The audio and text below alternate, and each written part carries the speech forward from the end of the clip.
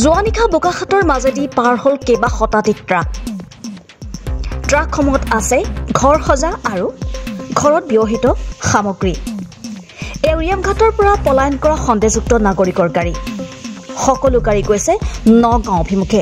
জানিব পৰা মতে একাংশ সন্দেহযুক্ত লোক নাগালেণ্ডত প্ৰৱেশ কৰিবলৈ লৈছে যদিও কঠোৰভাৱে ঘূৰাই পঠালে নাগালেণ্ড চৰকাৰে। ফলত এইসকল লোকেই শ শ গাড়ীত বস্তু বাহিনী লৈ পলায়ন কৰে নগাঁও দিশে।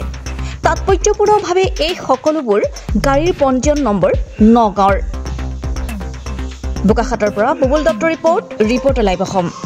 নহলে মাৰি পেলাব ঘৰটো ভাঙিব সেইটো কাৰণে এইটো নেপেলাই চৰকাৰে মাৰি নেপেলাই কিন্তু চৰকাৰে আপোনাক কি অনুৰোধ জনাব আপুনি এই মুহূৰ্তত আপুনি কি অনুৰোধ জনাব চৰকাৰে কি অনুৰোধ জনাব সিহঁতেতো কৈছে যে নগালে যেটো কৰিব লাগে সেইটো কৰিম না তথাপি আপুনি চৰকাৰলৈ কিবা অনুৰোধ জনাব যে চৰকাৰক আপুনি কি অনুৰোধ জনাব কি জানাম সিহঁতে বিদায় দিছে যাব লাগে তো গৈ আছো না